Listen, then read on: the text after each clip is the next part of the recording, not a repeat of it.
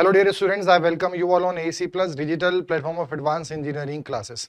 आप सभी का स्वागत है आरसीसी के इस प्रैक्टिस सेशन सीरीज के अंदर और एसएससी जेईई मेंस 2023 की जो ये सीरीज है शौर्य सीरीज। तो शौर्य सीरीज के अंदर हम सब्जेक्ट बाय सब्जेक्ट आपका प्रैक्टिस सेशंस लेकर आ रहे हैं और इसमें अभी जो सब्जेक्ट है वो है रेनफोर्स सीमेंट एंड कंक्रीट। यहां पर आपको पता है जो न्यू मेंस का पैटर्न है जिसमें एक क्वेश्चंस के लिए लगभग आपको 72 सेकंड यानी 1 मिनट 12 सेकंड मिलने वाले हैं, जिसमें कैलसी भी अलाउड है। तो क्वेश्चन का लेवल गेट और आईएएस के बेसिक टू मॉडरेट लेवल के क्वेश्चंस का रहेगा। सो ऐसे ही लेवल के क्वेश्चंस को आपको प्रैक्टिस करना है। आप खुद से भी कर सकते हैं बट आपके पास टाइम है यहां पर लगभग 40 डेज अब हम मान सकते हैं। तो इन 40 डेज के अंदर आपके पास इतना टाइम नहीं रहेगा कि आप रिवाइज भी करें सब्जेक्ट्स को और क्वेश्चन भी लगाएं, और उसी के लिए सॉरी सीरीज आपके लिए काफी इंपॉर्टेंट है। आप बस इस सीरीज को फॉलो करें और साथ में अपने सब्जेक्ट्स को रिवाइज करते चलें। अगर आपको लगता है कि सर हमें कांस्टेंट सपोर्ट की रिक्वायरमेंट है, जिसमें ऐसा एक हमें कोर्स चाहिए जिसमें हम सब्जेक्ट भी रिवाइज कर पाएं और क्वेश्चंस भी प्रैक्टिस कर पाएं, तो आप एसी एप्लीकेशन पे available practice plus revision batch को फॉलो कर सकते हैं। इसमें लेक्चर्स मॉड्यूल हैं 200 प्लस आवर्स के, साथ में टेस्ट सीरीज है 100 प्लस टेस्ट जिसमें 20 full length test and 80 subjective. Along with it यहां पर 3000 प्लस प्रैक्टिस क्वेश्चंस हैं और जो भी हमारे पास लेक्चर्स हैं, प्रैक्टिस सेशंस और टेस्ट, इनके डाउनलोडेबल पीडीएफ आपके पास अवेलेबल है।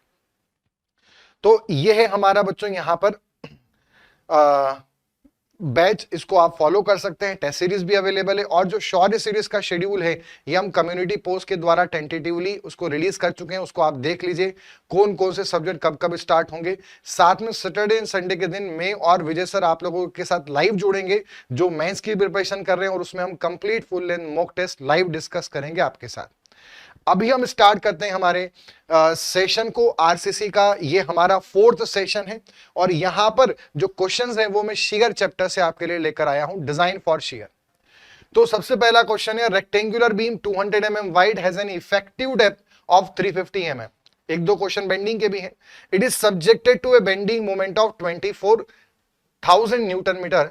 The permissible stresses are C5 newton per mm square and T बराबर 140 newton per mm square and M is 18। The required area of tensile reinforcement will be. AHT हमें कितना लगेगा? Question में bending moment दे रखा है। तो देखिए थोड़ा सा ये क्वेश्चन जो है WSM पर बेस्ड है। अब इसको कैसे हम सॉल्व करेंगे वो समझना। सबसे पहले तो आपको क्या करना होगा, यहां पर आपको MOR बैलेंस निकालना पड़ेगा, बैलेंस सेक्शन का मोमेंट ऑफ रेजिस्टेंस। फिर आप क्या करेंगे, आपको बेंडिंग मोमेंट दे रखा है 24 किलो न्यूटन मीटर, है ना, 1000 है तो 24 किलो न्यूटन मीटर। तो आप बेंडिंग मोमेंट को MOR बैलेंस से कंपेयर करेंगे।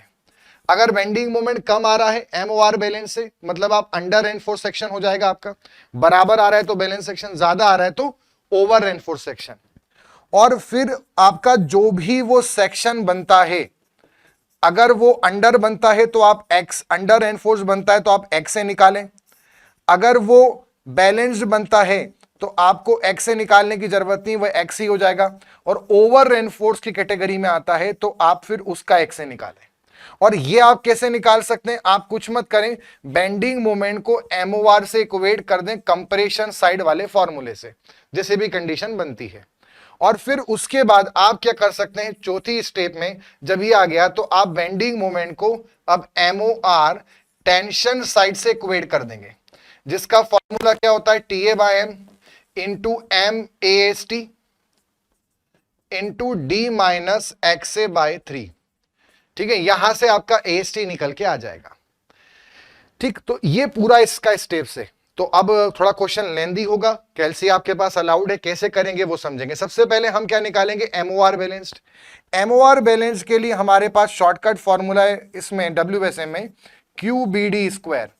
Q कितना होता है, sigma CBC/2 into K into J और BD स्क्वायर।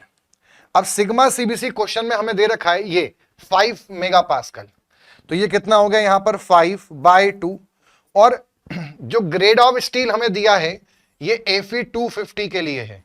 तो Fe250 का जो K होता है बच्चों वो होता है 0.4। ठीक है, और J कितना हो जाएगा, J हो जाएगा 1 - 0.4/3। अब हमें चाहिए BD स्क्वायर। बी कितना दिया है 200 mm और इफेक्टिव डेप्थ दी है 350, मतलब ये हो जाएगा 200 इंटू 350 का स्क्वायर। तो इससे हम यहां पे कम टाइम के अंदर पहले क्या निकालेंगे, MOR बैलेंस्ड। ठीक, अब MOR बैलेंस जब हमारे पास आया तो उसकी वैल्यू आएगी लगभग, ये वैल्यू आ रही है 21.23 किलो न्यूटन मीटर। इतना यहां पर क्या आ रहा है, ये MOR बैलेंस्ड आ रहा है। इसको सॉल्व करेंगे, यही फॉर्मूला भी लगा सकते हैं डायरेक्टली आप, तो इससे कर ले सेम आंसर आएगा 21.23।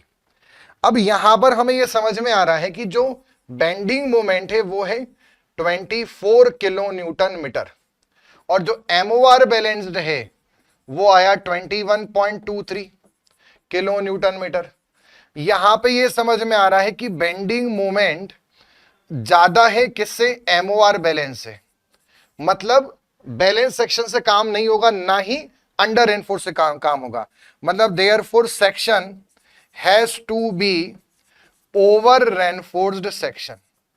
अब ओवर रेनफोर्स सेक्शन है तो सिग्मा सीबीसी तो कौन होगा, मतलब सीए कौन होगा, कंक्रीट में स्ट्रेस क्या होगा, सिग्मा सीबीसी, जो कि हमें 5 मेगापास्कल दे रखा है। बट जो स्टील में स्ट्रेस होगा टीए, वो सिग्मा एसटी के बराबर नहीं होगा, उससे भी कम होगा। और उसको कैसे निकालेंगे, तो उसको हम सिमिलर ट्राइंगल से निकाल सकते हैं, पर उसको निकालने के लिए पहले एक्स से चाहिए। तो एक्स से कैसे निकालेंगे, हम क्या करेंगे, बेंडिंग मोमेंट को, आप जानते हैं ओवर रेनफोर्स में कंक्रीट तो फेल होता है, तो हम बेंडिंग मोमेंट को MOR कंप्रेशन साइड से इक्वेट कर देते हैं। बेंडिंग मोमेंट है कितना, 24 इंटू 10 की power 6 newton mm, kilo newton metre को ऐसे लिख सकते हैं न्यूटन mm में 10 की पावर 6, और इसका फॉर्मूला होता है sigma CBC by 2 into B into X into D minus X by 3। ये इसका फॉर्मूला होता है कंप्रेशन साइड के MOR का। अब ये हो गया हमारे पास 24 इंटू 10 की पावर 6, यहां पर सिग्मा सीबीसी की हमारे पास वैल्यू कितनी है 5, तो ये जाएगा 5/2, बी कितना है 200, एक्स से हमें निकालना है, तो यहां पर ये हो जाएगा इंटू एक्स से, और डी की हमारे पास वैल्यू है 350 माइनस एक्स बाय 3। अब ये इक्वेशन बनाएंगे तो यहां क्वाड्रेटिक इक्वेशन बन जाएगी, इससे हमें एक्स को सॉल्व करना पड़ेगा। आप इसको सॉल्व करें, मैं क्वाड्रेटिक आपको बना के दे देता हूं, क्वाड्रेटिक कैसे बनेगी, मैंने कहा था थोड़ा लेंथी क्वेश्चन है। तो ये इससे कैंसिल होगा, ये 100 बनेगा और ये हो जाएगा 500। तो जब हम इसका मल्टीप्लाई पहले उस वाले से करेंगे तो वो हो जाएगा माइनस का 500, ये 500 हो गया बाय 3 हो गया, और एक्स का स्क्वायर हो जाएगा। ठीक है, अब इसको इससे मल्टीप्लाई करेंगे तो ये हो जाएगा प्लस 500 इंटू 350 इंटू एक्स, और ये कांस्टेंट ये आएगा इधर, तो माइनस का 24 इंटू 10 की पावर 6 बराबर 0 हो जाएगा। तो ये बन गई हमारे पास क्वाड्रेटिक एक्स स्क्वायर और एक्स में। अब यहां से आप एक्स की वैल्यू निकालें सॉल्व करके, दो वैल्यूज आएंगी, एक बार देखते हैं क्या बनेगी। तो जब हम बेंडिंग मोमेंट को, ठीक है, यहां पूरा सॉल्व कर रखा है, सेक्शन ओवर रेनफोर्स्ड होगा, ओवर रेनफोर्स्ड, तो ऐसे केस में हमने बेंडिंग मोमेंट को MOR बैलेंस से MOR कंप्रेशन से इक्वेट कर दिया, उससे एक वैल्यू आई 162.10 और एक आई है यहां पर 887। तो जब आप सॉल्व करेंगे तो एक आएगी 162.10 और एक आएगी 887। अब 887 तो पॉसिबल नहीं, क्योंकि वो 350 से भी ज्यादा है, जो कि पॉसिबल नहीं है, डेप्थ से ज्यादा कैसे हो सकती है। तो सही आंसर क्या हो जाएगा 162। पर अभी भी आंसर नहीं आया, अब हमें क्या करना पड़ेगा, यहां पर x से आ गया हमारे पास 162.10। अब हमें पहले यहां पे क्या करना पड़ेगा, TA निकालना पड़ेगा, क्योंकि स्टील भी फेल नहीं हुआ है। तो इसके लिए हम लगाएंगे यहां पर सिमिलर ट्राइंगल अप्रोच। ये हो गया 162.10 और ये हो जाएगा d माइनस एक्स, मतलब 350 माइनस 162.10, यहां पर आ जाएगा 5 और यहां पर आ जाएगा TA बाय m। इसको सिंप्लीफाई करेंगे, m 18 हमें दे रखा है, तो TA bye m divided by 5 is equal to ये वाली वैल्यू 350 माइनस 162.10 और अपॉन में 162.10। इसको सॉल्व करेंगे, यहां से TA आ जाएगा, तो 350 माइनस 162.10 अपॉन 162.10 और ऊपर ये m और 5 मल्टीप्लाई हो जाएगा, तो m की वैल्यू है 18, तो 18 और 5 का मल्टीप्लाई कर देंगे, इससे हमारे पास TA की वैल्यू आ जाएगी। ठीक, जब सॉल्व करेंगे तो जो हमारे पास TA आएगा यहां पर, ये TA की वैल्यू सॉल्व करने पे आएगी 104.20, जो कि साफ साफ दिख रहा है 140 से कम है, इसलिए मतलब आपका स्टील फेल नहीं हुआ, जो कि सेक्शन क्या है, ओवर रेनफोर्स्ड। तो ये आ गया 104.20, 104.20। अब ये तो आ गया हमारे पास TA, अब हमें क्या करना है, AST निकालना है मेन क्वेश्चन में। तो बेंडिंग मोमेंट को MOR टेंशन साइड से हम इक्वेट कर देंगे, तो ये हो गया 24 इंटू 10⁶ न्यूटन mm, और ये हो जाएगा TA bye M into MAST into D minus XA by 3। Question लेंदी है तो एग्जैक्ट क्वेश्चन तो नहीं आएगा, बट अप्रोच आप याद रखो, अप्रोच जरूर इसी बेस पे कोई छोटा सिंपल क्वेश्चन पूछ सकते हैं। LSM में क्वाड्रेटिक नहीं बनता है, तो LSM पर यही पैटर्न आ सकता है सेम। ठीक है, तो ये हमारे पास हो गया यहां पर 24 इंटू 10⁶। TA हमारे पास कितना है, 104.20। उसके बाद AST निकालना है, और D हमारे पास कितना है, 350 माइनस ये हो जाएगा हमारे पास 162.10, तो 162.10 बाय 3। इसको सॉल्व करो, आपके पास AST निकल के आ जाएगा। अब जब AST निकालेंगे तो ये आएगा 778 mm स्क्वायर, 778 mm स्क्वायर। तो क्वेश्चन थोड़ा सा लेंदी है, ठीक है, क्योंकि ये मतलब बोल सकते हैं मेंस की अप्रोच पर बेस्ड क्वेश्चन है, तो हमें अप्रोच समझना है बस। कितना आया, 778 mm स्क्वायर। ठीक है, ऑप्शन में क्या है नियर अबाउट वो देख लेते हैं। ऑप्शन में यहां पर है हमारे पास 778 mm स्क्वायर। क्लियर। अच्छा, इसमें एक और चीज समझना, अगर यही सेम क्वेश्चन मान लीजिए LSM से आता तो ये बड़ा सिंपल क्वेश्चन होता, इतना पेचीदा नहीं होता। क्यों होता सिंपल, उसका रीजन ये है कि अगर मान लीजिए आपका अगर बेंडिंग मोमेंट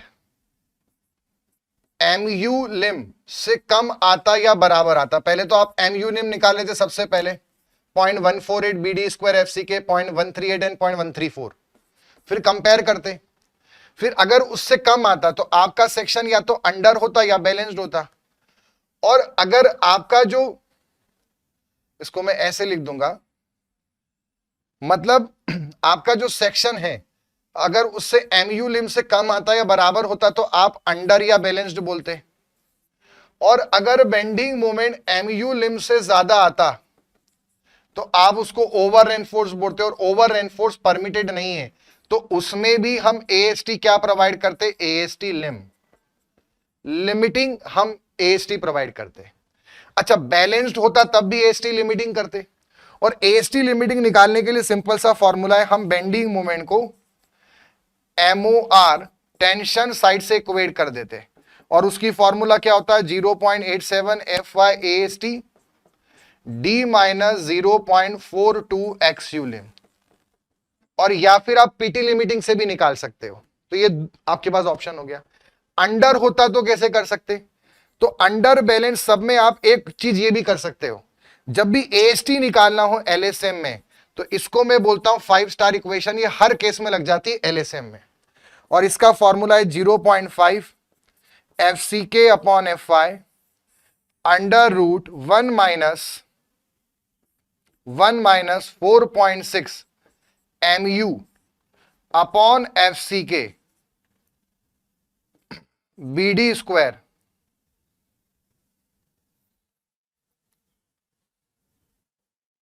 इसको थोड़ा सा मैं, जो जगह कम पड़ रही इस तरफ लिख देता हूं। इस केस में फॉर्मूला बनता AST 0.5 FCK upon FY under root 1 minus 4.6 MU upon FCK BD square, और बाहर BD। ये फॉर्मूला आप लगाकर किसी भी केस में, अगर आपको बैलेंस्ड का और ओवर का पता करना है तो यहां पे आप MU लिम रख दो, और जो क्वेश्चन में बेंडिंग मोमेंट दिया उसके लिए निकालना है, तो यहां वो 24 की वैल्यू रख दो। और एलएसएम में करोगे और अगर वर्किंग बेंडिंग मोमेंट दिया तो यहां फैक्टर्ड भी आपको करना पड़ेगा, ठीक है। तो ये यहां पे आप इसको ऐसे भी डायरेक्टली कर सकते हैं, पर एलएसएम के अंदर, अगर एलएसएम पर क्वेश्चन है तो। आगे बढ़ेंगे, next is per IS 456, cracking of concrete in tension zone can not be avoided but can be limited by. Cracking को कैसे हम कम कर सकते हैं? Adhering to the codal requirement of minimum steel area. सही बात है, अगर मिनिमम परसेंटेज पे ध्यान देंगे तो हम क्रैकिंग को कंट्रोल कर सकते हैं, क्योंकि उससे मिनिमम एरिया से डक्टिलिटी प्रॉपर मेंटेन रहेगी। Proper and prolonged curing of concrete, ये बात सही, अगर प्रॉपर क्यूरिंग करेंगे तो भी अच्छी स्ट्रेंथ गेन करेगा। और increasing water cement ratio two increase workability. देखो, अगर हम वाटर सीमेंट रेशियो बढ़ा देंगे तो स्ट्रेंथ कम हो जाएगी, तो क्रैकिंग के चांसेस तो इसमें और बढ़ जाएंगे, तो ये ऑप्शन नहीं हो सकता। सही ऑप्शन क्या होगा? 1 and 2। So A will be the correct answer. ठीक, minimum steel area will limit the crack width, proper and prolong curing will increase the tensile stress and delay the loading. Increase in water cement ratio will increase crack width due to higher shrinkage and creep. Water cement ratio बढ़ाएंगे तो shrinkage और creep के effect बढ़ेंगे और उससे crack width और बढ़ेगी, ना कि कम होगी। Which of the following are correct for cover to reinforcement? पहला स्टेटमेंट बोल रहा है reinforcement shall have a minimum clear cover of 20 or diameter of bar. अगला बोल रहा है at the each end of reinforcing bar not less than 25 nor less than twice the diameter. अगला बोल रहा है increased cover thickness,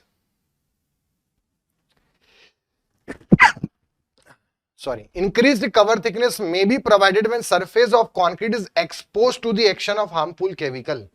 तो देखो, ये बात तो सही लग रही, कवर बढ़ा देंगे अगर हार्मफुल केमिकल्स हैं तो।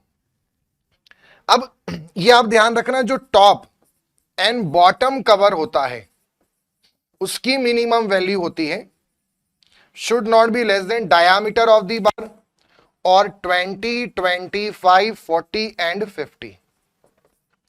Diameter of bar in 20 in slab, diameter of bar in 25 in beam, diameter of bar in 40 in column and diameter of bar in 50 in footing, whichever is more. ऐसे ही side cover के लिए जो नियम है वो है it should not be less then 2 times the diameter of bar और 20, 25, 40 and 50. Means slab में 2 times the डाया और 20, whichever is more, बीम में 2 डाया और 25, कॉलम में 2 डाया और 40 एंड फुटिंग में 2 डाया एंड 50. तो इसमें हमारे पास ये भी सही है, ये भी सही है, मतलब करेक्ट आंसर है 1, 2 and 3, all are correct. Next is, if the nominal shear stress at a section does not exceed the permissible shear stress tau c. देखो, अगर tau v की वैल्यू 0.5 tau c से भी कम है तो हम नो shear reinforcement देंगे. अगर tau v की वैल्यू 0.5 tau c से ज्यादा है बट tau c से कम है तो यहां पर हम मिनिमम shear reinforcement देंगे. और अगर tau v की वैल्यू tau c से भी ज्यादा है तो फिर हम shear reinforcement प्रोवाइड करेंगे, वो भी due for tau V minus tau C. जो डिफरेंस होगा दोनों का उसके लिए प्रोवाइड करेंगे अगर ज्यादा हुआ तो. अब ऑप्शन क्या बोलते हैं? मिनिमम shear reinforcement दिया जाएगा. ठीक है, हो सकता है भाई इन्होंने क्या बोला है कि टाउ वी जो है वो टाउ सी से ज्यादा नहीं है, मतलब टाउ वी जो है वो कम है टाउ सी से, टाउ वी टाउ सी से कम है. तो दो ऑप्शन बनेंगे, या तो नहीं देंगे या तो मिनिमम. अब पहले ऑप्शन चेक करते हैं. एक बोल रहा है shear reinforcement is provided to resist the nominal shear stress. shear reinforcement तब देते हैं जब टाउ वी एक्सीड करे, मतलब ये तो गलत है. No shear reinforcement is provided, ये भी हो सकता है आंसर. अगला है shear reinforcement is provided for difference of two. वो तब देते हैं जब डिफरेंस, जब टाउ वी टाउ सी से एक्सीड होता है. टाउ वी के लिए तो कभी नहीं देते हैं, जब एक्सीड करता है तब डिफरेंस के लिए, मतलब ये भी गलत है. अब दो ऑप्शन हो सकते हैं. तो अब इसमें यहां पर आपको ध्यान रखना है कि जब टाउ वी ने एक्सीड, मतलब टाउ वी एक्सीड नहीं कर रहा है, ठीक है, तो ये दो कंडीशन होती है, पर हम नो वाला तब टिक कर सकते हैं जब ये क्लियरली मेंशन्ड हो कि टाउ वी टाउ सी के हाफ से भी कम है। ये क्लियरली मेंशन नहीं है, सो ऐसे केस में हम ज्यादा प्रायोरिटी वाइज पहले वाले को टिक करेंगे। क्लियर है? वैसे मैं आपको बता रहा हूं इसमें दोनों ऑप्शन करेक्ट है, टाउ वी टाउ सी से कम है और आधे से भी कम है टाउ सी के, तब नहीं देते हैं। अब ये क्लियरली मेंशन नहीं है, कम है बस ये बोल रखा है, तो हम ज्यादा फोकस करेंगे किस पर? इस पर। उसका रीजन है क्योंकि बीम के अंदर क्या होता है, टाउ वी लगभग इसी रेंज में आता है। स्लैब और फुटिंग के अंदर ऐसा होता है कि जब टाउ वी टाउ सी के 0.5 से भी कम होता है। अब यहां बीम स्लैब फुटिंग मेंशन नहीं है, बट स्टिल हम इस वाले को ज्यादा प्रीफरेंस देंगे, तो A will be the correct answer. ठीक, आगे बढ़ेंगे। इसमें यह भी ध्यान रखना है कि जो टाउ वी है वो अगर टाउ सी मैक्स से भी ज्यादा हो जाता है तो ऐसे केस में हमें टाउ वी को डिक्रीज करना होता है, और टाउ वी का जो फॉर्मूला है वो है v अपॉन बी डी। तो टाउ वी को डिक्रीज करने के लिए हम बी डी को बढ़ाएंगे, और इसको हम बोलते हैं रीडिजाइन दी सेक्शन। तो आपसे पूछेंगे कब हम रीडिजाइन करते हैं, तो हम तब करते हैं जब tau V tau C max से भी ज्यादा हो जाए। आगे बढ़ेंगे। Shear span is defined as the zone where, ये आपको नॉर्मल ऐसे ध्यान रखना है जैसे हम सोम के अंदर पढ़ते हैं, सोम का वैसे क्वेश्चन है। तो प्योर बेंडिंग रीजन क्या होता है? प्योर बेंडिंग रीजन वो होता है जहां पे पूरे रीजन में शियर फोर्स 0 है, और जहां शियर फोर्स 0 होगा किसी रीजन में, वहां बेंडिंग मोमेंट कांस्टेंट होगा। ऐसे ही अगर किसी रीजन में शियर फोर्स की वैल्यू सेम है, पूरी कांस्टेंट है, तो ऐसे रीजन को हम शियर स्पान बोलते हैं। क्या बोलते हैं? Shear span. तो इसका सही आंसर होगा shear force constant. Shear span किसे बोलेंगे? जहां शियर फोर्स कांस्टेंट है। और प्योर बेंडिंग किसे बोलेंगे? जब बेंडिंग मोमेंट कांस्टेंट है। Next, a box girder section is subjected to load as shown in the figure. The critical section for shear in the bottom slab will occur at। देखो ये box section से मुझे हल्का सा water tank की condition याद आ रही है। क्रिटिकल सेक्शन जो होते हैं शियर के लिए, उसके दो नियम है सिंपल से। एक तो है फेस ऑफ सपोर्ट से डी डिस्टेंस, और एक है फेस ऑफ सपोर्ट।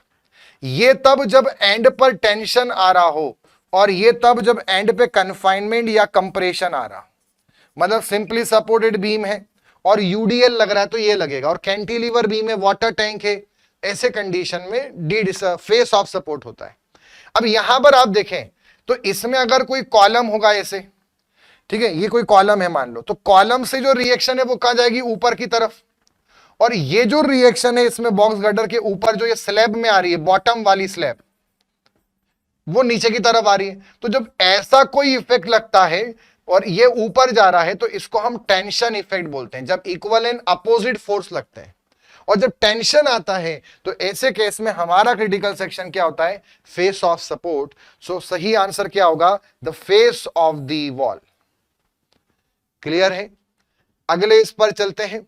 ये ध्यान रखना है कि when the reaction in the direction of the applied shear introduce compression into the end region of the member, ठीक है, तो ऐसे में डी डिस्टेंस को हम क्रिटिकल मानेंगे।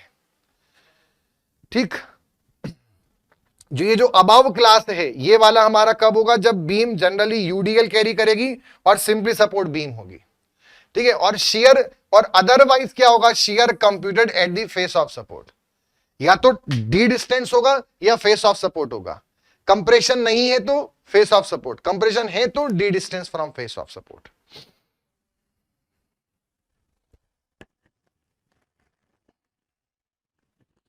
चलिए आगे बढ़ते हैं।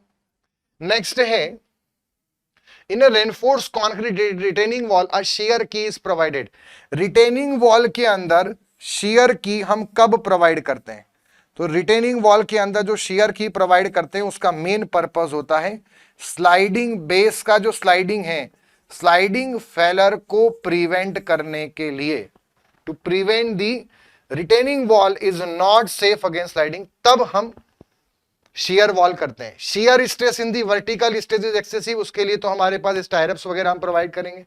Shear force in the toe slab is more than that in the heel slab, अगर टो में ज्यादा आ रहे as compare to heel slab. Retaining wall is not safe against overturning, overturning के लिए तो हम मिडिल 1/3 रूल को चेक लगाएंगे। जब स्लाइडिंग का प्रॉब्लम होता है तो इसमें हम यहां पर ऐसा शियर की प्रोवाइड करते हैं बेस पे, और इससे होता क्या है, शियर की प्रोवाइड करने से जो पैसिव थ्रस्ट मिलता है सॉइल पर वो और इंक्रीज हो जाता है, और पैसिव थ्रस्ट से इंक्रीज होने से स्लाइडिंग का फिलर जो है वो डिले हो जाता है। ठीक, retaining wall must provide adequate resistance against sliding. The resisting force against sliding are mainly due to friction of wall base and the foundation material, and partly due to passive earth pressure of the soil which may develop in the front of the retaining wall as the wall tend to slide toward. If the wall is found to be unsafe against sliding, shear की हम base में provide कर देंगे, such की develop passive pressure which resist completely sliding tendency. इतना passive और develop होगा कि उससे स्लाइडिंग डिले हो जाएगी। नेक्स्ट इज, अच्छा इसमें एक बात और ध्यान रखना, आपसे स्लाइडिंग के फैक्टर ऑफ सेफ्टी भी पूछ सकते हैं।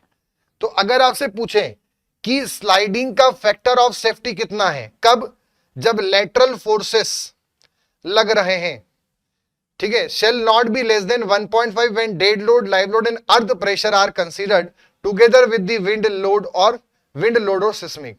Dead load, live load and earth pressure only, मतलब अगर सिर्फ डेड लोड और लाइव लोड लग रहे हैं तो हम फैक्टर ऑफ सेफ्टी 1.75 मानेंगे, और dead load, live load, wind load और सिस्मिक लोड लग रहे हैं तो ऐसे केस में फैक्टर ऑफ सेफ्टी हम 1.5 मानेंगे स्लाइडिंग में। अब ओवर टर्निंग की फैक्टर ऑफ सेफ्टी पढ़ते हैं। अगर इन्होंने यहां बोला है कि अगर factor of safety for shallow foundation against overturning will not less than 1.5 जब dead load, live load, earth pressure are considered, मतलब कि अगर डेड लोड भी है, लाइव लोड भी है, विंड लोड भी है और सिस्मिक भी है तो ऐसे केस में 1.5 मानेंगे। और अगर सब लग रहा है, मतलब सिर्फ डेड लोड लग रहा है और लाइव लोड लग रहा है तो इसमें हम 2 मानेंगे, मतलब 1.5 एंड 1.75 और 1.5 एंड 2। ओवर टर्निंग बड़ा वर्ड है, स्लाइडिंग छोटा है, तो ध्यान रखना स्लाइडिंग में 1.75 और यहां पे 2, यहां पे ज्यादा आ रहा है तो डेड और 1.75, डेड और 2। ओवर टर्निंग में जब डेड लोड, लाइव लोड लग रहा है तो 2, डेड लोड, लाइव लोड 1.75, सब लग रहे 1.5 एंड 1.5। आगे बढ़ेंगे। Next is the safe shear resistance of an anchor connector is given by K is a coefficient and other symbols have the usual meaning। देखो shear resistance अगर connector, anchor connector का देखें तो इसका जो डायरेक्ट फॉर्मूला होता है वो है यहां पर QU बराबर AS into sigma U 10 to the power -3, जो शेयर कनेक्टर हम प्रोवाइड करते हैं। A यहां पे एरिया हो गया, Q यहां पर क्या है आपका, ये शेयर फोर्स या जो उसका शेयर स्ट्रेंथ है, जो शेयर रेजिस्टेंस है, तो QU V को रिप्रेजेंट कर रहा है, AS यानी एरिया हो गया, सिग्मा उसका स्ट्रेस हो गया और 10 की पावर -3 कांस्टेंट हो गया। अब इस अकॉर्डिंग अगर देखें तो ऑप्शन क्या बन रहा है, V बराबर A सिग्मा K, मतलब यही सही ऑप्शन है। इसमें स्ट्रेस की पावर 2 इसलिए गलत है, स्ट्रेस की पावर 1/2 गलत है, स्ट्रेस की पावर 1/2, एरिया की पावर 1/2 दोनों गलत है। ठीक है, according to IRC code the safe shear resistance of high tensile steel connector is computed by empirical relation। Thus when anchorage type shear connectors are used to connect the concrete slab deck with precast pre-stressed concrete girder, मतलब ये कहां use करते हैं, bridges वगैरह में, flyover bridge वगैरह में use करते हैं। जब हम कोई स्लैब डेस्क से गर्डर, स्लैब डेक मतलब स्लैब और गर्डर मतलब जो बीम होती है, गर्डर के ऊपर स्लैब रखते हैं, तो उनको आपस में कनेक्ट करने के लिए हम जब ये यूज करते हैं कनेक्टर्स, तो उनका जो शियर रेजिस्टेंस है कनेक्टर्स का वो इतना माना जाता है। तो डायरेक्ट आप फॉर्मूला ध्यान रखें। Next is while checking shear resistance of reinforced concrete beam for limit state of collapse as per IS 456, which one of the following nominal shear stress recommendation to be adhered to, मतलब जब हम nominal shear stress निकाल रहे हैं LSM के तो क्या formula use करेंगे, तो इसका फॉर्मूला है VU अपॉन BD। ठीक है, और अगर फ्लैंज्ड बीम है तो B की जगह BW लेना है, ये IS कोड बोल रहा है। वहीं पर ये जो फॉर्मूला है ये आपका सिंपली सपोर्टेड बीम के लिए है, और अगर कंटिन्यूस बीम है तो भी यही चलेगा, पर अगर कैंटिलीवर बीम है तो अलग नियम है, और इसके लिए नियम है टाउ यूवी बराबर V U plus minus M U by D ten beta upon B D. इसमें बीटा क्या है, इस पे क्वेश्चन आ सकता है, जैसे कैंटिलीवर बीम है तो इसका टॉप फेस है, ये बॉटम फेस है, तो इन दोनों का जो एक्सटेंडेड प्रोजेक्शन है उसके बीच का इमेजिनरी एंगल बीटा होगा। डी आपको यहां की डेप्थ लेनी है फिक्स्ड एंड की, और साथ में इसमें यहां पर प्लस कब लेते हैं माइनस कब लेते हैं, जब डेप्थ के बढ़ने के साथ मोमेंट बढ़े तो माइनस लेना है, और डेप्थ के बढ़ने के साथ मोमेंट डिक्रीज हो तो प्लस लेना है। ये इसमें ध्यान रखना है, ठीक। तो ये फॉर्मूला है। अभी अगर ऑप्शन देखें तो क्या ऑप्शन दिख रहा है, D option, V U by B D, यही टाउ वी का फॉर्मूला है। आगे बढ़ेंगे, नेक्स्ट आता है the chances of diagonal tension crack in RCC member reduced when. आप ये ध्यान रखना, जब टाउ वी टाउ सी से एक्सीड करेगा तो ऐसे केस में डायगोनल टेंशन फेलर जो होता है वो 45 डिग्री पे होता है, और उसका मेन जो कारण होता है वो कौन होता है, शेयर फोर्स। ये 45 डिग्री पे आता है सपोर्ट लोकेशन पे, और अगर टाउ वी टाउ सी से थोड़ा सा भी ज्यादा हुआ, मतलब टाउ सी के आधे से भी ज्यादा होता है, तब भी ये क्रैक आ जाता है। वहीं पर अगर tau V tau C max से भी एक्सीड हो जाए तो ऐसे केस में डायगोनल कंप्रेशन फेलर आता है, मतलब जो कंक्रीट कंप्रेशन में है वो भी इवन फेल हो जाता है। इसलिए बीम फिर स्टायरअप देने के बाद भी कंप्लीटली अनसेफ होती है शियर में। तो tau V tau C max से एक्सीड नहीं होना चाहिए। अब डायगोनल टेंशन कब कम हो सकता है, axial compression and shear force simultaneously add करें, axial tension and shear force simultaneously add करें, खाली शियर फोर्स हो, flexure and shear force add करें। देखो शियर फोर्स कई सारी चीजों से प्रभावित होता है, जैसे अगर सपोज मान लो अगर हम देखें तो एक तो हमारा अल्टीमेटली डायगोनल टेंशन कब रिड्यूस होगा, जब बीम की जो शियर स्ट्रेंथ है वो बढ़े। अब ये कब कब हो सकता है, एक तो आपका ग्रेड ऑफ कंक्रीट बढ़े, दूसरा आपका ग्रेड ऑफ स्टील कम हो। क्यों वो बता रहा हूं, क्योंकि आप जानते हैं स्पेसिंग के फॉर्मूले आपने पढ़े हो तो वो होते हैं 0.87 FyASV D upon tau UV minus tau C into B into D. अब यहां पर स्पेसिंग ग्रेड ऑफ स्टील के डायरेक्टली प्रोपोर्शनल है, ये जितना कम होगा उतना स्पेसिंग कम होगी, और स्पेसिंग जितना कम होगी उतना ज्यादा नंबर ऑफ स्टायरअप्स हम प्रोवाइड कर रहे हैं, और जितने ज्यादा स्टायरअप प्रोवाइड करेंगे उतना कन्फाइनमेंट ज्यादा होगा, तो उतना शियर स्ट्रेंथ ज्यादा होगा।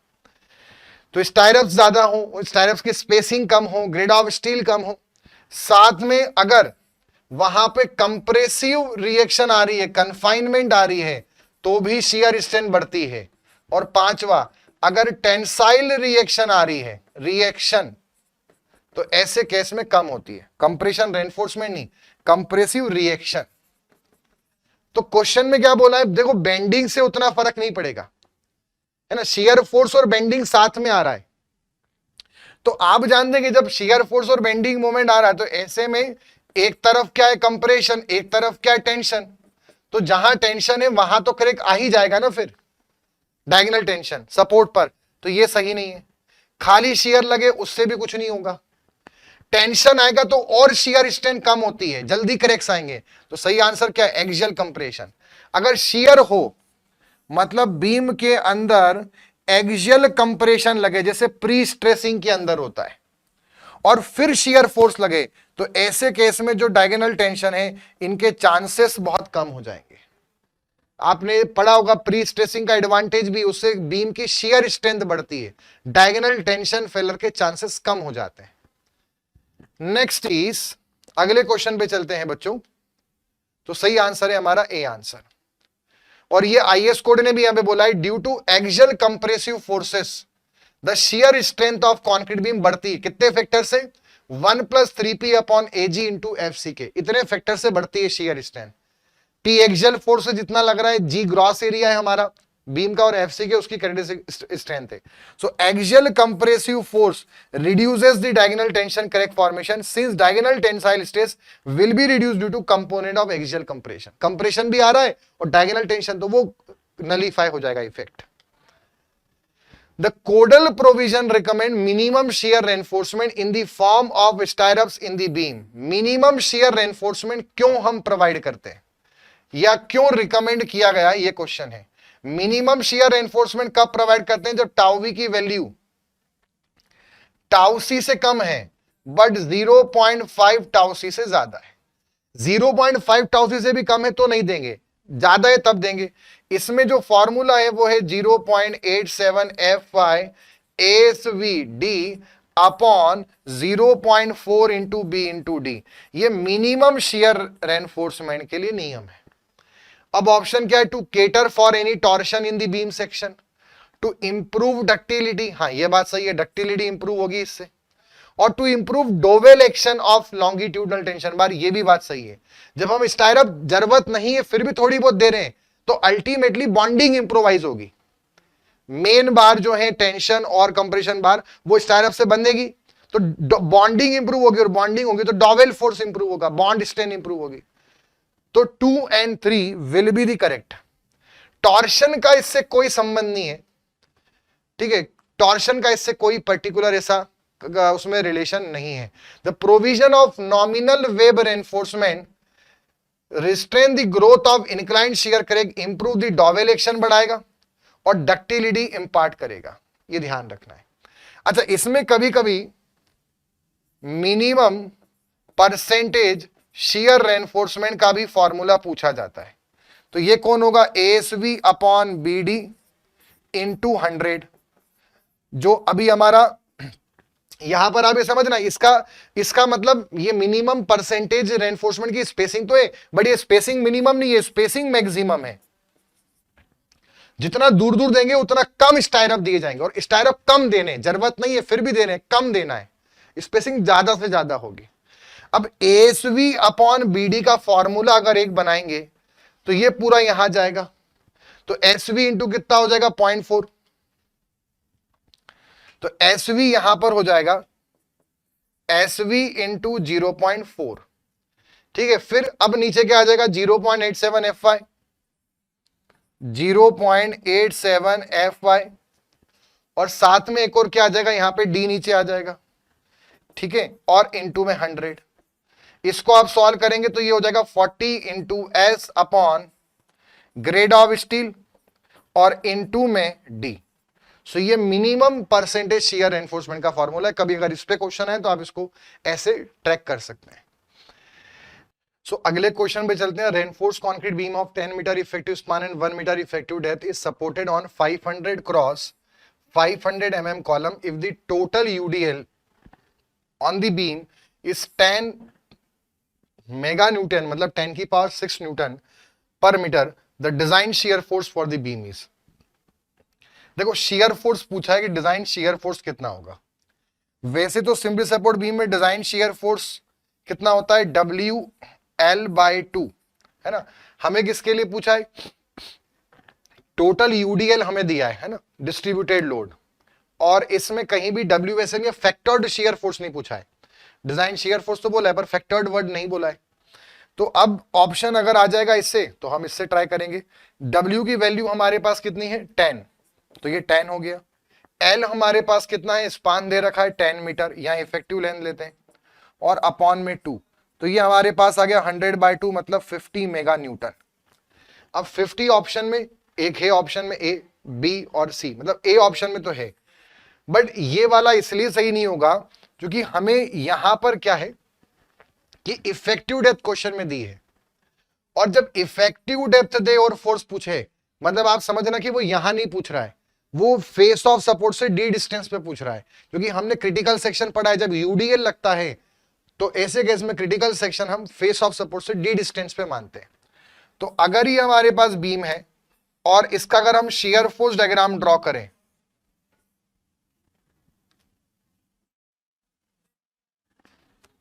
शियर फोर्स डायग्राम ड्रॉ करें, तो यहां पे वैल्यू कितनी हो गई? 50, ये वैल्यू भी कितनी हो गई? 50। हमें कहां पे निकालना है? फेस ऑफ सपोर्ट से D डिस्टेंस पर। अब हमारी जो बीम होगी वो इस प्रकार से होगी, और उसमें जो फेस ऑफ सपोर्ट है वो आपका इधर होगा। हम जो ये रिएक्शन है वो कहां पे मानते हैं, सेंटर पे मानते हैं। यहां पर ये वाली वैल्यू हम कहां मानते हैं, सेंटर पे मानते हैं। ठीक है, तो इसका जो कॉलम की जो विड्थ है वो हमें दे रखी है 500। हमें यहां से जाना है डी डिस्टेंस, और डी हमें दे रखा है 1 मीटर, मतलब ये तो हो गया 1 मीटर। और ये है हाफ, 50 का 500 का हाफ 250 होगा। मतलब यहां से हमें जाना कितना है, 1.25 मीटर, है ना। क्योंकि पूरा कितना है, कॉलम की विड्थ 500, तो उसका आधा कितना होगा, 250 mm में है, तो 0.25 मीटर में और +1।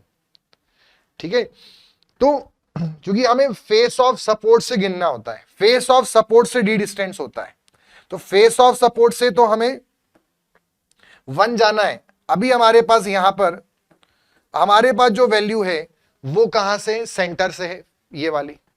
तो अब इसको हम कैसे निकाल सकते हैं, हमें यहां का ये वैल्यू निकालनी है। इसको एक तो हम सिमिलर ट्रायंगल से भी निकाल सकते हैं। ये डिस्टेंस हमारे पास कितनी, 10 का हाफ, मतलब कितना होगा, 5 मीटर। और ये वाली डिस्टेंस कितनी है, 1.25। तो ये वाली डिस्टेंस कितनी होगी, 3.75। तो हम सिमिलर ट्रायंगल से निकाल सकते हैं। ये हमारे पास x हो जाएगा। तो हम ये बोल सकते हैं कि x के अपॉन में 50 बराबर x की डिस्टेंस कितनी है, 0 से 3.75 और अपॉन में 5 मीटर। तो x बराबर यहां पे हो जाएगा 5/50 और इनटू में 3.75, सॉरी 50/5, ये होगा यहां पर 50 ऊपर जाएगा, 50/5, तो ये होगा इसमें 10। तो x की वैल्यू हमारे पास हो जाएगी 37.5 mega newton. So this will be the correct answer, C answer. और आप ऐसे भी कर सकते हैं कि यूडीएल जब लगा होता है तो किसी भी सेक्शन पे जब किसी भी बीम के अंदर यूडीएल लगा होता है और हमें ये रिएक्शन की वैल्यू पता है, VA 50 है, और हमें यहां से x दूरी पर वैल्यू निकालनी है, तो shear force at any x बराबर VB, लेफ्ट में अपवर्ड लग रहा है तो प्लस होगा, और माइनस का W इंटू हो जाएगा x। ऐसे भी स्पीड में कर सकते हैं। तो VA कितना है हमारे पास, 50, और ये कितना है हमारे पास W, ये है 10, और x कितना है 1.25। तो 50 में से जब हम 12.5 माइनस करेंगे तो वो 37.5 मेगा न्यूटन आ जाएगा। तो अगर इस क्वेश्चन में इफेक्टिव डेप्थ नहीं दिया होता तो आपका आंसर तो 50 ही होना था, बट वो दिया है, मतलब ऐसे इफ वहां पे निकालेंगे, इसलिए आंसर ये होगा। आगे बढ़ेंगे, अगला क्वेश्चन हमारे पास है, which one of the following statement is correct, minimum shear reinforcement in beam is provided in the form of stirrup. Minimum shear reinforcement जब हम प्रोवाइड करते हैं स्टायरअप के फॉर्म में जो प्रोवाइड की जाती है, तो उसके रिगार्डिंग कौन सा स्टेटमेंट सही है, to resist extra shear force due to live load, नहीं, to resist effect of shrinkage of concrete, to resist principal tension, and to resist shear crack at the bottom of the beam.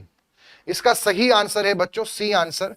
जो minimum shear reinforcement है, इसका main purpose, इसके एक तो main purpose है, एक तो डायगोनल टेंशन को रोकना, ठीक, दूसरा इसका पर्पस है डॉवेल फोर्स को, ऐसा सेम क्वेश्चन हमने करा है, ये डॉवेल फोर्स को इंप्रूव करती है, और तीसरा इसका एक पर्पस है, ये आपका डक्टिलिटी भी इंपार्ट करती है, और एक और इसका पर्पस है, अगर श्रिंकेज या टेम्परेचर या अदर इफेक्ट्स के कारण कुछ क्रैक आते हैं, श्रिंकेज, क्रीप, टेम्परेचर, अगर अदर इफेक्ट्स के कारण जो क्रैक आते हैं उनको भी ये कंट्रोल करने का काम करती है।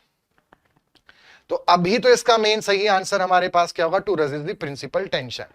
ठीक है, purpose of minimum shear reinforcement क्या है, प्रायोरिटी वाइज सबसे मेन इंपॉर्टेंट क्या है, पहला तो है डायगोनल टेंशन, डायगोनल क्रैक, फिर sudden formation of inclined crack, ठीक है, डक्टाइल बिहेवियर इंपोर्ट करती है, डॉवेल एक्शन को इंप्रोवाइज करती है, crack due to other effects, secondary torsion को रोकती है, और मेन रेनफोर्सिंग बार को आपका जो प्ले करती है उसको बांधने का काम करती है, टेंशन बार को। विच one of the following statement is correct, diagonal tension reinforcement जो है, डायगोनल टेंशन मतलब हमारा वही स्टायरप्स, डायगोनल टेंशन स्टायरप्स जो हम प्रोवाइड करते हैं, स्टायरप जो हम प्रोवाइड करते हैं वो हम 3 फॉर्म की करते हैं, एक तो वर्टिकल टाइप में कर सकते हैं, एक हम इंक्लाइंड फॉर्म में कर सकते हैं, और एक और इसमें हो जाती है बेंट अप बार। क्या हो जाती है? Bent up bars. जो इसमें सही आंसर होगा लॉन्गिट्यूडनल बार, बेंट अप बार। देखो लॉन्गिट्यूडनल बार तो मेन बार होती है, वो शियर के लिए नहीं देते, हेलिकल रेनफोर्समेंट कॉलम में दी जाती है, बीम में नहीं। 90 डिग्री बैंड, जो बैंड हम प्रोवाइड करते हैं वो बॉन्ड के लिए प्रोवाइड करते हैं, तो सही आंसर होगा बेंट अप बार। ठीक है, बेंट अप बार मेन बार होती है जिनको हम जनरली 45 डिग्री के एंगल पे बेंड करते हैं ताकि वो एज ए इंक्लाइंड स्टायरअप की तरह काम करे और हमारी हेल्प करे। Which one of the following statement is correct? The critical section for computing design shear force in RC beam where support exerts compressive reaction. ये हमने क्वेश्चन देखा हुआ है। अगर एंड पर कंप्रेसिव आ रहा है तो क्या होगा? फेस ऑफ सपोर्ट से डी डिस्टेंस, तो a distance of effective depth from face of support. Face of support कब होता है? जब एंड पर टेंसाइल रिएक्शन या टेंशन जनरेट हो एंड पर, तो फेस ऑफ सपोर्ट। अगला है Which one of the following statement is correct? कौन सा सही है? मिनिमम शियर रेनफोर्समेंट क्यों प्रोवाइड करते हैं? Resist shear force at the support, ठीक है बोल सकते हैं। Resist shear on account of accidental torsion, ये भी आपने देखा है, सेकेंडरी टॉर्शन जो आते हैं उसके लिए भी इसका था, बट प्रायोरिटी वाइज आपको सिलेक्ट करना है। Arrest the longitudinal crack on side faces due to shrinkage and temperature variation, ये बताया था आपको, श्रिंकेज और टेम्परेचर के जो क्रैक्स आते हैं उसको भी रोकती है। And resist the shear in concrete developing on account of non homogeneity of concrete, ये इसका पर्पस नहीं है, नॉन होमोजेनिटी से जो क्रैक आ रहे हैं। देखो इसका सबसे मेन पर्पस है डायगोनल टेंशन फेलर को रोकना जो सपोर्ट पे आएगा, ये प्राइमरी ऑब्जेक्टिव है। दूसरा है डक्टाइल फेलर, और तीसरा प्राइमरी ऑब्जेक्टिव होता है इसका श्रिंकेज या टेम्परेचर के अदर इफेक्ट्स को कंट्रोल करना। तो इसमें जो सही आंसर होगा वो सी आंसर होगा। एक्सीडेंटल टॉर्शन भी है बट वो उतना प्रायोरिटी वाला नहीं है। शियर फोर्स के सपोर्ट पे तो हम स्टायरअप्स भी देंगे, खाली ये थोड़ी बोल सकते हैं कि हम इस केस में जो है मिनिमम दे रहे हैं। शियर फोर्स जब सपोर्ट पे ज्यादा होगा तब तो हम स्टायरअप देंगे, मिनिमम कब देंगे? वो अदर इफेक्ट्स के लिए मेनली दिया जाता है, जब बहुत कम आ रहा हो शियर फोर्स। अगला है when is a masonry wall known as shear wall, एक मैसनरी वॉल को शियर वॉल कब बोला जाता है? If the earthquake load is out of plane, if the earthquake load is in plane, if it is unreinforced and if it is placed as infill to the plane. आप simple सी बात ध्यान रखना, जो shear wall है इसका संबंध earthquake resistant structure से है, अर्थक्वेक रेजिस्टेंट बिल्डिंग से है। वहां पे अर्थक्वेक रेजिस्टेंट बनाने के लिए जो वॉल होती है उनको शियर वॉल के फॉर्म में बनाया जाता है, और उसमें इन प्लेन लेटरल फोर्सेस आते हैं, इन प्लेन फोर्सेस आते हैं। तो इसलिए इसका जो सही आंसर होगा वो होगा if the earthquake load is in plane.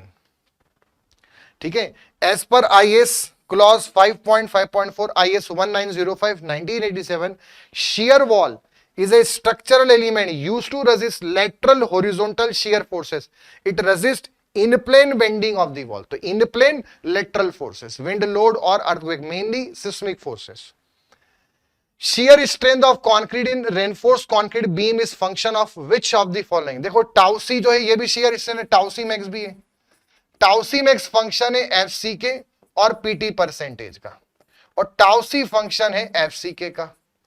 अब यहां ऑप्शन देखते हैं, कंप्रेसिव स्ट्रेन ऑफ कंक्रीट सही है, परसेंटेज ऑफ शियर रेनफोर्समेंट गलत, percentage of longitudinal reinforcement in tension in the section, और एक परसेंटेज टोटल लॉन्गिट्यूडनल, ये गलत है।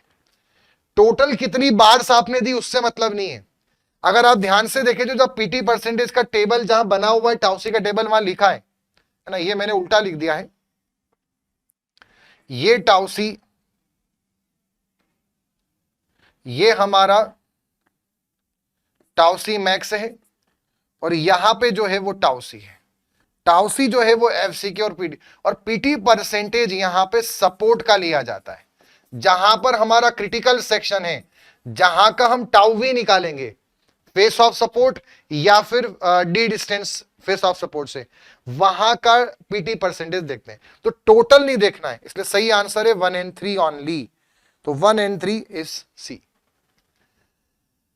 अगला है a beam is designed for UDL causing compression in the supporting column. Where is the critical section? Compression आ रहा है, यूडीएल लग रहा है, क्रिटिकल सेक्शन क्या होगा, कई बार ऐसा क्वेश्चन हम देख चुके हैं, error distance D from the face of support. ठीक है, मतलब ऐसे ही कंफ्यूजिंग क्वेश्चंस आएंगे, क्वेश्चन सिंपल है बट कंफ्यूजिंग होते हैं, और यही कंसेप्चुअल क्वेश्चंस आपको मेंस के लिए अपने आप को रेडी करना है। अगला क्वेश्चन हमारे पास है, consider the following statement, the shear resistance of structural concrete member may be improved by. Shear resistance कैसे इंप्रूव्ड होगा, एक्सियल प्री स्ट्रेसिंग से, वर्टिकल प्री स्ट्रेसिंग और इनक्लाइन प्री स्ट्रेसिंग। देखो अगर शियर रेजिस्टेंस इंप्रूव करना है तो उसके लिए आपको बताया था कि एक्सियल कंप्रेशन से शियर रेजिस्टेंस इंप्रूव होता है, और इसका सबसे बड़े एग्जांपल क्या हो गया, प्री स्ट्रेसिंग। अच्छा, अब प्री स्ट्रेसिंग करने के हमारे पास तीनों फॉर्मेट है, एक्सियल प्री स्ट्रेसिंग भी होती है, इनक्लाइंड प्री स्ट्रेसिंग भी होती है, और साथ में एक और हमारे पास है वर्टिकल प्री स्ट्रेसिंग, ये भी एक प्री स्ट्रेसिंग का फॉर्म है। तो ये भी करेक्ट है, ये भी करेक्ट है, हम तीनों कुछ भी करें उसकी शियर रेजिस्टेंस बढ़ेगी, तो इसका तीनों ही करेक्ट ऑप्शन होगा, तो सही होगा 1 2 3 एंड 1 2 एंड 3। तो ये ध्यान रखना है कि शियर स्ट्रेंथ आपकी बढ़ेगी कैसे, टेंशन रेनफोर्समेंट को बढ़ाकर, हायर ग्रेड ऑफ कॉन्क्रीट देकर और एक्सियल लोड देकर, और इसमें आप प्री स्ट्रेसिंग करेंगे तो भी बढ़ेगी, और आप 3 प्रकार से प्री स्ट्रेसिंग कर सकते हैं, इसलिए तीनों सही आंसर है। ठीक है, तो ये था बच्चों हमारा 4th सेशन आरसीसी के प्रैक्टिस सेशन का। मिलते हैं ऐसे ही इंपॉर्टेंट सेशन के अंदर नेक्स्ट लेक्चर में, तब तक के लिए गुड बाय। ठीक है, और अगर आपको सेशन अच्छे लग रहे हैं तो लाइक करें, चैनल को सब्सक्राइब करें, टेलीग्राम चैनल की लिंक डिस्क्रिप्शन पे, वहां पे इसका पीडीएफ मिलेगा, वहां पे जाके इसको पढ़ सकते हैं, आप पूरे सेशन के कॉन्सेप्ट्स को एक बार और रिवाइज कर सकते हैं, और अपने फ्रेंड्स के साथ जरूर शेयर करें। अगर आपने शेड्यूल नहीं देखा है तो शेड्यूल देख लीजिए, मेंस का पूरा कंप्लीट शेड्यूल हमने आपका 30 नवंबर तक पूरा सिलेबस आपका वाइंड अप कर देंगे, सारे सब्जेक्ट मेंस के इफेक्टिव क्वेश्चन प्रैक्टिस, और सैटरडे संडे हम लोग जुड़ेंगे live full length mock test discussion के लिए। तो मिलते हैं अगले सेशन में, तब तक के लिए goodbye and take care.